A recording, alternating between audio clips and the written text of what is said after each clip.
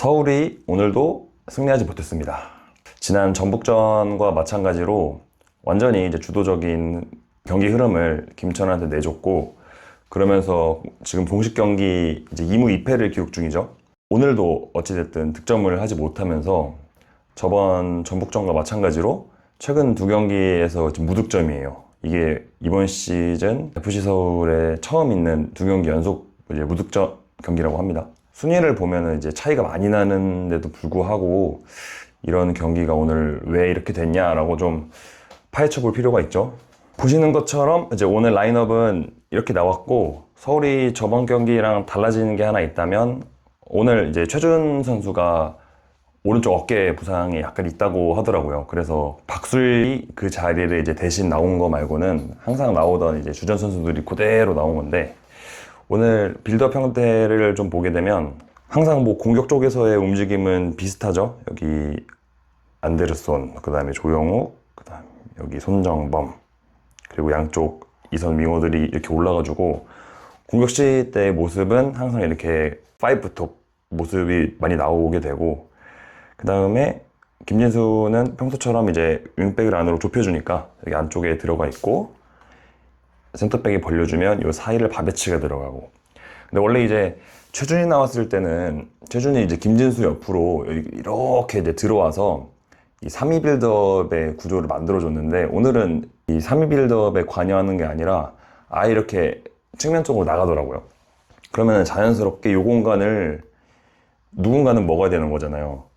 그래서 이 공간을 오늘 위치가 보통은 손정범이 많이 이렇게 내려와 줬고, 그러면서 손정범이 내려오니 자연스럽게 뭐 홍윤상이나 아니면 박태준이 딸려 들어오게 되면은 이제 비어있는 이런 공간들 밑으로 이동해서 보면, 여기도 이제 공이 만약에 로스에서 시작해서 김진수한테 간다고 했을 때에는 뭐 고재현이 붙을 수가 있겠죠. 아니면 이강현이 붙어주고 고재현이 로스를 마크해줄 수도 있겠고, 전방 압박이 좀 강하게 들어간다고 가정해보면, 그러면 또 자연스럽게 이 공간이 비게 되니까 조영욱, 뭐 송민규, 때에 따라서는 안데르손도 이렇게 많이 들어오더라. 이 빌드업 자체가 오늘 공격적인 연계가 좀 많이 잘 안 됐어요. 이쪽으로 와서 공을 받았다고 하더라도 김천의 압박 때문에 본인들이 가고자 하는 방향으로서 공이 많이 가지를 못했어요. 그래서 여기서 공을 받은 선수들이 보통 등 져서 원래는 뒤로 많이 내주는 이런 모습을 보였었는데, 계속 그렇게 되다 보면은 이제 공 잡은 이선 선수들이나 공격수들이 좀 답답함을 느낄 수가 있잖아요. 그러면서 자연스럽게 드리블이 좀 더 많아지는 모습도 있었고, 드리블이 많아지면은 수비들은 수비하기 좀 더 이제 원터치 패스나 공간으로 가는 거를 생각해 보면 더 수월하겠죠. 그래서 많이 김천이 공을 좀 소유하게 됐고, 김천은 일단 다 원래대로 돌리고,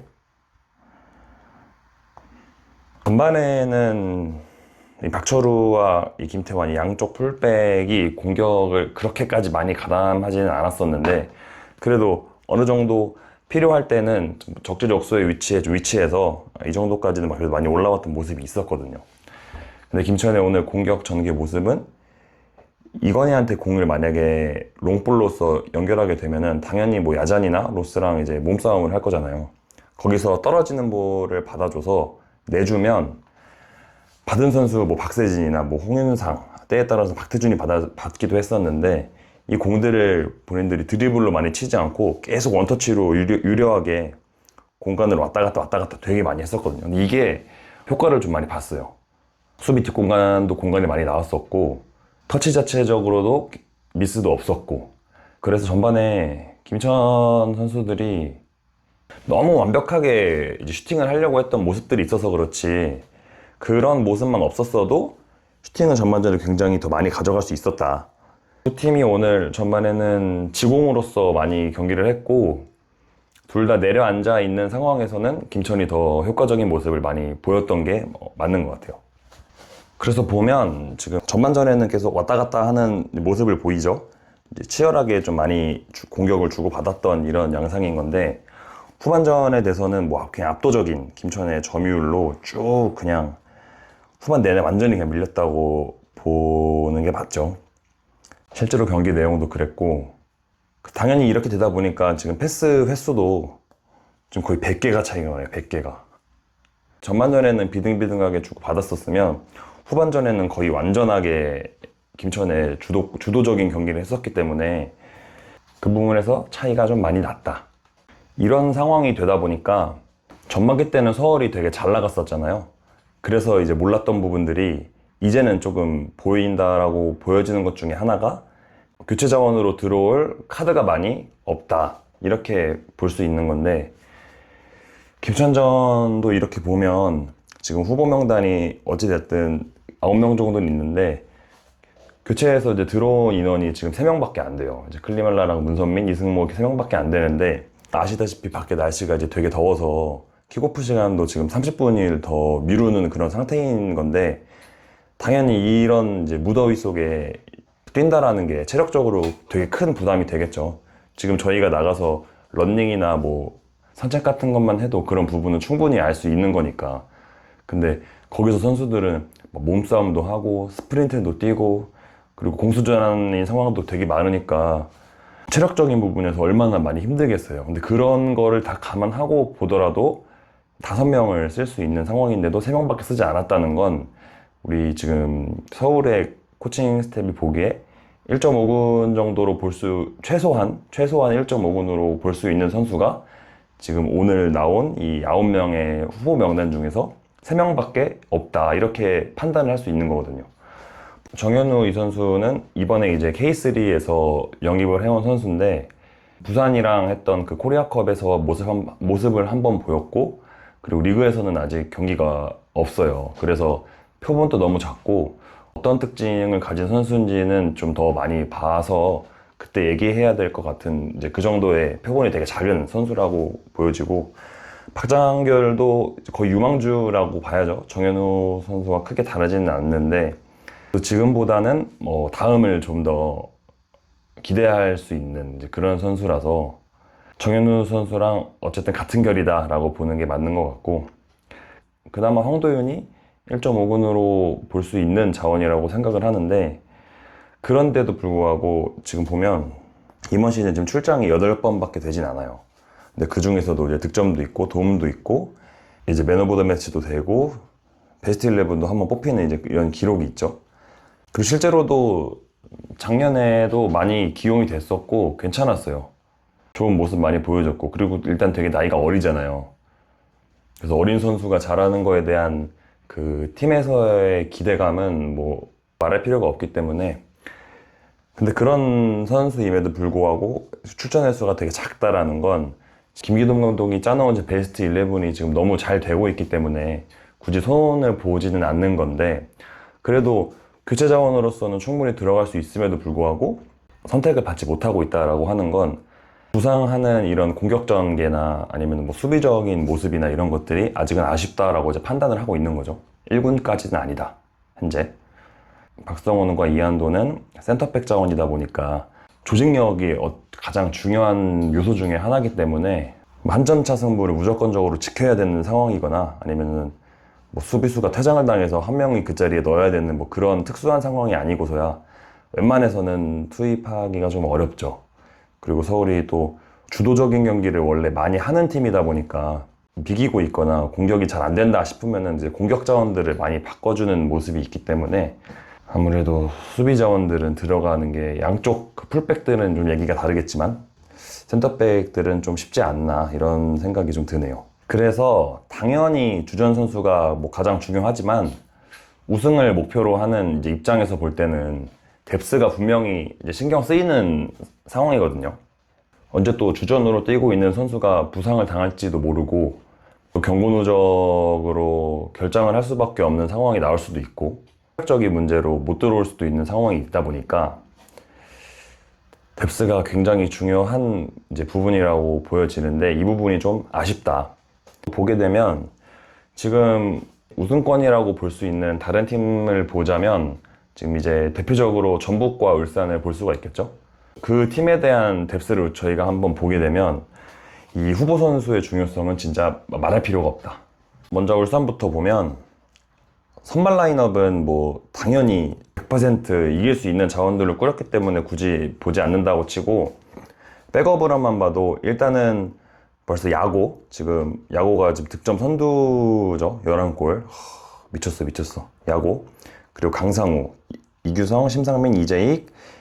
이제 이렇게 5명 선수가 포항전 때 교체 멤버로서 이제 경기장을 밟았고, 경기장을 밟지 않은 선수들을 보면 이제 이희균, 패드릭류, 백인우, 류성민 정도인데, 여기서도 이제 1군급 자원이라고 이제 볼 수 있는 선수들 5명을 일단 다 들어간 거고, 그 나머지 선수 중에서도 교체나 아니면은 로테이션으로 그 주전으로 들어갈 수 있는 멤버가 또 누구냐고 보면 제가 볼 때는 이희균이라고 보여지거든요.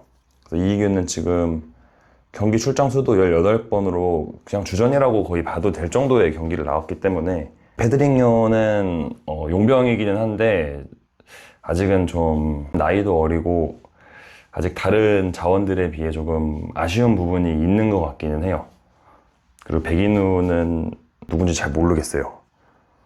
솔직히 누군지 잘 모르겠어요.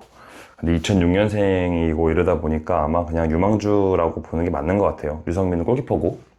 그래서 지금 또 울산에 들어간 이 5명 선수, 이재익, 심상민, 이규성, 강상우, 야고, 이런 선수가 진짜로 1군 자원이 너무 힘들어서 그냥 자리만 바꿔주는 그런 선수냐라고 볼 수는 없는 선수들이거든요. 다 다른 팀에 가서도 다 주전을 할 수 있는 선수들이 지금 교체로 들어간 거기 때문에 교체 선수의 중요성은 말할 것도 없다.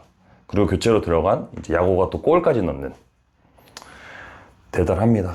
이 득점 1위를 지금 교체 선수로 쓰고 있는 이 울산의 뎁스가 미쳤네요. 미쳤어. 다음으로 전북을 한번 볼게요. 전북은 아쉽게 홈에서 이제 제주한테 이제 3대1로 지는 결과를 이제 얻게 됐는데, 결과는 결과잖아요. 뎁스를 보는 거니까. 자, 보시면 전북에서도 일단 5명 교체는 전부 다 했어요. 그래서 들어간 선수를 보면 이제 콤파뇨, 이탈로, 김예건, 이영재, 김태현. 이 5명의 선수도, 김예건은 지금 유망주로서 이제 아예 이제 월반을 한 그런 특이 케이스니까 다른 팀을 가도 그냥 이런 식으로 계속 교체로 나올 거라고 보여지고, 이제 김태현, 이영재 이 4명의 선수들을 보면 이 선수들은 다른 팀을 가도 다 주전으로 할 수 있는 또 선수들이잖아요. 이탈로는 이번 여름 이적 시장에서 데려온 선수인데, 저번 경기 서울이랑 할 때 이제 교체로 나와서 그 폭발적인 드리블을 2번 정도를 보여준 게 있어서 그래도 기대감이 있는 선수라. 그리고 콤파니오는 작년에 이제 우승할 때 주축 멤버였고, 그리고 실제로도 K리그 내에서도 선수 가치를 따지면은 상위권에 항상 이제 드는 선수니까 뭐 두말할 것도 없고, 형제도 김태현도 다른 팀을 가서 무조건 주전을 이제 할 수 있는 그런 선수들이잖아요. 여기서 또 중요하게 볼 게, 제주랑 경기를 할 때 교체로 들어가지 않았던 또 나머지 선수 4명 있잖아요. 그 중에서 1명은 골키퍼라고 하니까 나머지 3명이 남은 건데, 그 3명 선수를 보면 박지수, 김승섭, 감보아예요. 감보아도 이제 용병으로서 이제 지금 볼을 삼선에서 이제 풀어주는 역할을 하는데, 이번에 오베르단이 이적을 해서 아마 오늘 경기 주전으로 나오지 않을까 했는데, 그 정정용 감독은 맹성웅을 선택했죠. 그래서 이 경기를 제가 보지 않아서 어땠는지는 모르겠는데, 어찌됐든 감보아도 그 1.5군으로 계속 교체 멤버로도 나오고 영향력을 발휘할 수 있는 선수다. 그리고 상무 시절에 이제 애제자였던 선수라 전북으로 오면서 이제 데려온, 김승섭도 1.5군 그리고 또 주전으로 나올 수 있는 이제 그런 선수고, 박지수는 뭐 국가대표까지도 했던 센터백이니까 뭐 두말할 필요가 없죠. 그래서 이렇게 지금 전북의 우리 후보 명단, 그 전북의 뎁스도 상당히 훌륭한 수준이다. 제가 알기로 티아고가 부상으로 아직 명단에 못 들어오는 걸로 알고 있는데, 티아고도 대전 시절에 그냥 K리그를 거의 씹어먹었던 그런 선수니까 후보 명단 자체가 미쳤죠. 그래서 이렇게 우승팀들의 전력을 보면 주전 선수도 당연히 중요하고, 그리고 주전 선수가 빠졌을 때 들어올 수 있는 후보 선수들도 되게 중요하다. 이런 거를 충분히 이제 알 수 있다고 생각이 들어요. 그래서 이제 서울이 어찌됐든 16년 이후에 처음으로 우승을 도전하는 그런 적기에 와 있는데, 우승 경쟁팀인 전북과 울산을 상대로도 밀리지 않는 경기력 플러스 뎁스를 구성하는 것이 지금 되게 중요해 보인다. 이번 라운드 끝나고도 인터뷰하실 때 큰 틀에서의 전술적인 변화는 없을 것이다 라고 얘기를 했었기 때문에 지금 있는 선수들에서 좀 퍼포먼스가 나와줘야 되는 그런 상황이죠. 이번 경기 비기면서 아쉽게 됐는데 앞으로 또 잘 해 나가야죠. 결국 우승이라는 목표를 지금 가고 있는 거니까. 그래서 우승에 대한 이제 향방은 1군도 중요하지만 1.5군까지 넓혀서 보는 게 맞지 않나 라는 생각을 해봤습니다.